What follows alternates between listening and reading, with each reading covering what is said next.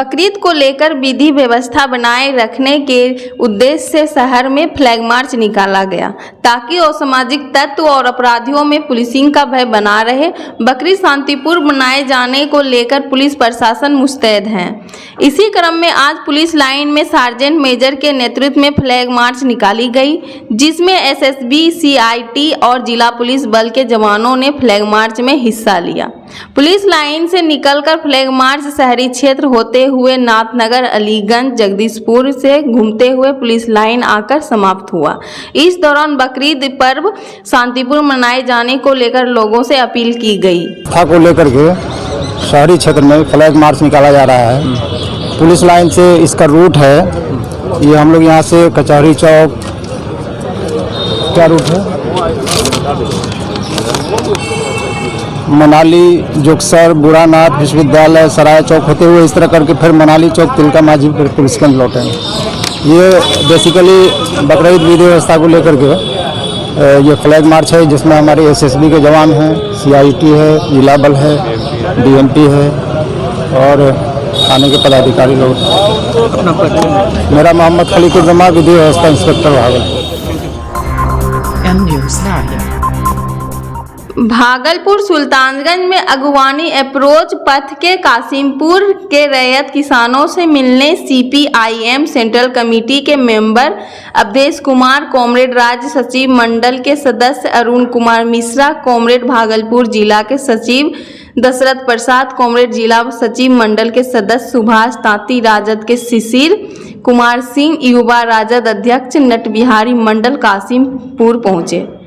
इस दौरान CPIM central committee के मेंबर अवधेश कुमार, बिहार राज्य कॉमरेड मंडल के सदस्य अरुण कुमार मिश्रा ने अगवानी अप्रोच पथ के कासिमपुर रैयत किसानों की समस्याओं के बारे में घंटों बैठकर जानकारी लेते हुए जिला प्रशासन द्वारा अब तक रैयत किसानों को उचित मुआवजा नहीं देना एवं जिला प्रशासन द्वारा रैयत किसानों पर पुलिस द्वारा लाठीचार्ज कर 96 लोगों को अलग अलग धारा में प्राथमिक दर्ज कराना दुर्भाग्य बताएं। जिला सचिव कॉमरेड दशरथ साहब और पार्टी के नेता सुभाष तांती शामिल हैं। हम लोगों को पता चला कि बहुत ज़्यादा दमन हो रहा है। कासिमपुर की जनता, महिलाओं के साथ ज्यादती की गई है, उनके ऊपर लाठियाँ चलाई गई और एक तरफा एफआईआर किए गए हैं और कई लोग हैं जिनको गिरफ्तार करके जेल के अंदर बंद कर दिया गया। तो हम लोग आए और पता चला है कि यहाँ जो मुख्य बात है वो है कि इनकी ज़मीन का अधिग्रहण किया गया 2019 में और जो भी बातचीत हुई अभी एक भी लागू नहीं हुआ। इसमें इनको मुआवजा मिलना चाहिए, जो यहाँ का रेट है उसके हिसाब से मुआवजा मिलनी चाहिए, लेकिन अभी तक कोई मुआवजा नहीं मिला, एक पैसा मुआवजा नहीं मिला है और उल्टे अब इनके ऊपर दमन चल रही है। तो हम लोग इसकी पूरी तरह से निंदा करते हैं और ये लड़ाई सिर्फ यहाँ की नहीं रहेगी, ये लड़ाई पूरे राज्य की लड़ाई होगी, क्योंकि ये गठजोड़ है। ये जो कंपनी है जो यहाँ पर काम कर रहे एसपी सिंगला कंपनी, ये कंपनी भी पूरी तरह से भ्रष्टाचार में काम कर रही है और यही वजह है एक पुल हवा में ध्वस्त हो गया और बहुत ही शर्मनाक राज्य सरकार की तरफ से हुआ है। उल्टे उसी निगम को फिर जो है सो दूसरा पुल बनाने की इजाज़त दी गई, इसलिए इसमें भारी लूट है और उसने यहाँ के पूरे पदाधिकारी को खरीद लिया है।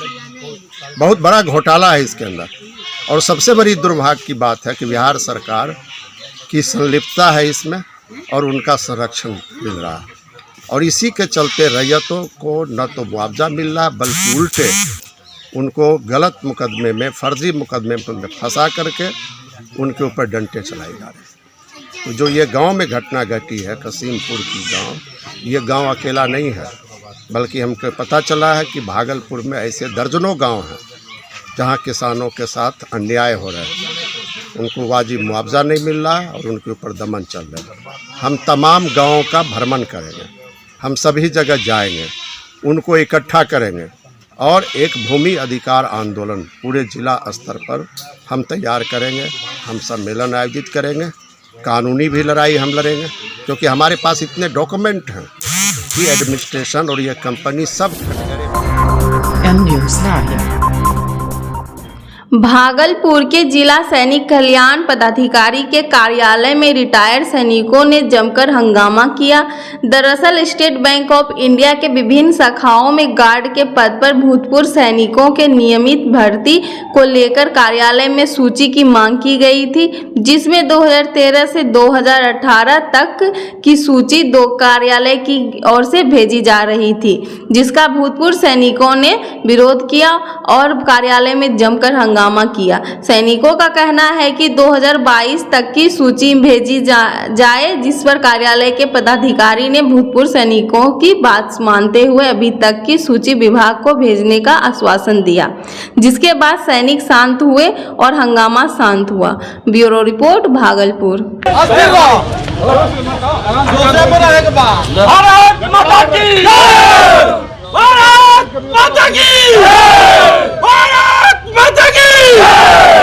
हिंदुस्तान जिंदाबाद, हिंदुस्तान जिंदाबाद, जिंदाबाद,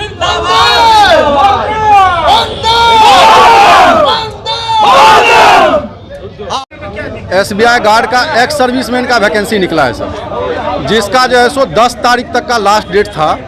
10 तारीख के अंदर में जो सो इसका सर जो लेना था, जो भी यहाँ पे हम लोगों को जो सो मुंगेर सोल्जर बोर्ड से पता चला, जबकि भागलपुर सोल्जर बोर्ड के अंदर में 9 डिस्ट्रिक्ट आता है सर। 9 डिस्ट्रिक्ट को इनको नोटिफिकेशन जारी करना था कि जो भी एलिजिबल पर्सन है वो यहाँ पर आकर के अपना डॉक्यूमेंट जमा कीजिए।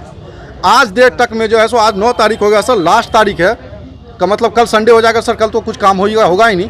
अभी तक इन्होंने जो है सो जानकारी नहीं दिया। मुंगेर से जानकारी मिलने के बाद हम लोग यहाँ पे आए। यहाँ आने के बाद ये बोल रहे हैं कि 2018 जो जनवरी है वहाँ तक का लिस्ट हमने सर्कुलेट कर दिया है। सोचने वाली बात है सर कि 2015 से लेकर के 2018 तक जनवरी तक का जो लिस्ट इन्होंने सर्कुलेट किया है, उसमें ना इनके पास कोई डाटा है कि कितने सैनिक सर्विस कर रहे हैं, एक्स सर्विसमैन। ओनली फॉर ये एक्स सर्विसमैन का वैकेंसी है सर। कितने एक्स सर्विसमैन सर्विस कर रहे हैं किसी भी सेक्टर में हो, प्राइवेट सेक्टर, गवर्नमेंट सेक्टर, किसी में भी हो सर, ना इनके पास डाटा है।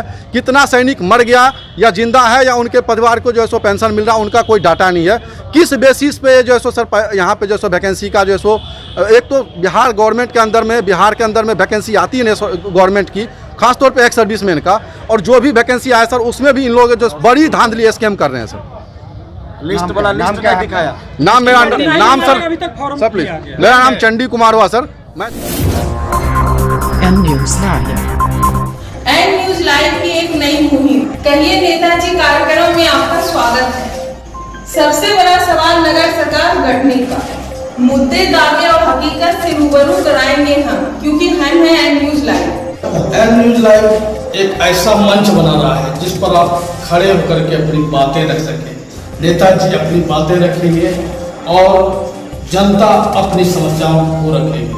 तो हो जाइए तैयार, एम न्यूज़ लाइव लेकर आ रहा है अब तक एक एम न्यूज़ लाइव। भागलपुर के बबरगंज थाना क्षेत्र के अलीगंज गंगटी मोहल्ले के रहने वाले अनिल यादव के घर शॉर्ट सर्किट से आग लग गई, जिसमें घर में रखा सारा सामान जलकर राख हो गया। वहीं घर में ही खड़ी 2 बकरी भी आग की चपेट में आकर जल गई। वहीं पीड़ित का कहना है कि घर में रखे रुपए, पैसे सहित अनाज और घर का सारा सामान जलकर राख हो गया है। आसपास के लोगों ने आग पर काबू पाने का प्रयास किया, लेकिन तब तक सारा सामान जल चुका था। वहीं फायर ब्रिगेड की टीम ने मौके पर पहुंचकर आग पर काबू पा लिया। कोई नहीं छे, घर में आगिन लगी गेलै। की नुकसान होले? नुकसान होले, 2 बोरिया चावल छे, 2 बकरीर बच्चा छे, बर्तन छे, 2 बक्सा छे, 3 चौकी ले 60,000 रुपया छे, सब जरी गेलै। कोई चीज नहीं रखनी, खाए के हला बात नहीं छे घर में। कोई नहीं, ये सब भोज खाइल गेलो रे। नहीं पता चलो कैसे आग लगी? नहीं। की नाम छो? हमरा Sunita Devi. M news live. Bhagalpur आज़ादी का 75वां अमृत महोत्सव के अवसर पर केंद्रीय हिंदी संस्था आगरा, शिक्षा मंत्रालय, भारत सरकार की मदद से अंग मदद फाउंडेशन द्वारा अंग राष्ट्रीय साहित्य समागम 2022 का आयोजन किया गया। यह कार्यक्रम तिलका मांझी भागलपुर विश्वविद्यालय के सीनेट हॉल में आयोजित हुई। इस कार्यक्रम का विषय था स्वाधीनता संग्राम का भारतीय साहित्य पर प्रभाव। इस कार्यक्रम में विचार गोष्ठी, अंगिका, कवि सम्मेलन, कवित्री सम्मेलन, नृत्य और नाटक, फिल्म प्रदर्शनी भी दिखाई गई। इस कार्यक्रम का मुख्य उद्देश्य है लोगों में स्वाधीनता संग्राम के बारे में लोग जाने एवं लोगों में देशभक्ति का जज्बा पैदा हो। कार्यक्रम के दौरान तिलका मांझी भागलपुर विश्वविद्यालय के कई पदाधिकारी, शहर के गणमान्य शिक्षाविद, समाज सेवी कुणाल सिंह, साहित्यकार व विभिन्न क्षेत्रों से आए कवि उपस्थित थे। साहित्यिक कार्यक्रम है, इसलिए हम लोग ये कार्यक्रम जो है यूनिवर्सिटी के प्रसाद सीनेट हॉल में करने का निर्णय लिया है। और यहाँ इसमें बहुत सारे लोग जो दिल्ली से आए हुए हैं, लक्ष्मी शंकर वाजपेयी जी, ये साहित्यिक से जुड़े हुए लोग हैं और भी बहुत सारे साहित्यिक लोग हैं। इन सबके सहयोग से ये कार्यक्रम हो रहा है। मैं अंग मदद सेक्रेटरी वंदना। M News Live। भागलपुर आज भाजपा झुग्गी झोपड़ी मंच के जिला अध्यक्ष शंकर प्रसाद गुप्ता के नेतृत्व में बैठक हुई। शंकर प्रसाद गुप्ता के द्वारा बताया गया कि जिला अधिकारी के द्वारा 1 नवंबर 2021 को भूमिहीनों को बसाने के आदेश जगदीशपुर अंचलाधिकारी को दिया गया था, परंतु आज तक कोई कार्रवाई नहीं हुई। शंकर प्रसाद गुप्ता ने बताया कि भूमिहीनों की मदद में भागलपुर सिविल कोर्ट के कुछ अधिवक्ताओं द्वारा भी निःशुल्क मदद किया जाता आ रहा है। अधिवक्ता नितेश, निखिल और एवं सौम्य आदर्श ने बताया कि जहां तक उनसे हो पाता है वो गरीबों की हमेशा मदद करते हैं और आगे भी करते रहेंगे। और अधिवक्ता नितेश निखिल ने बताया कि माननीय प्रधानमंत्री के द्वारा 1665 भूमिहीनों को अभियान बसेरा के अंतर्गत बसाया जाने का आदेश दिया है, जिसमें से भागलपुर जिला पदाधिकारी महोदय के द्वारा वर्तमान में 92 भूमिहीनों को बसाने का आदेश दिया गया है।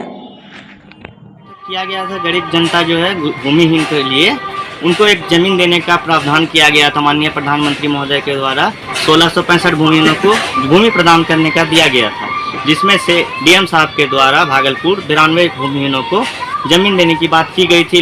1/11/2021 को ही उनके द्वारा आदेश दिया गया था, परंतु आज तक इस पर कोई निर्णय नहीं लिया गया। अंचलाधिकारी जगदीशपुर के द्वारा अभी तक इस पर कोई कार्रवाई नहीं किया गया। इसीलिए हम अधिवक्तागण से जितना बन पा रहा है निःशुल्क सलाह व्यवस्था जैसे भी हो रहा है वैसे करके इन भूमिहीनों को बसाने के लिए डीएम साहब से अपील कर रहे हैं।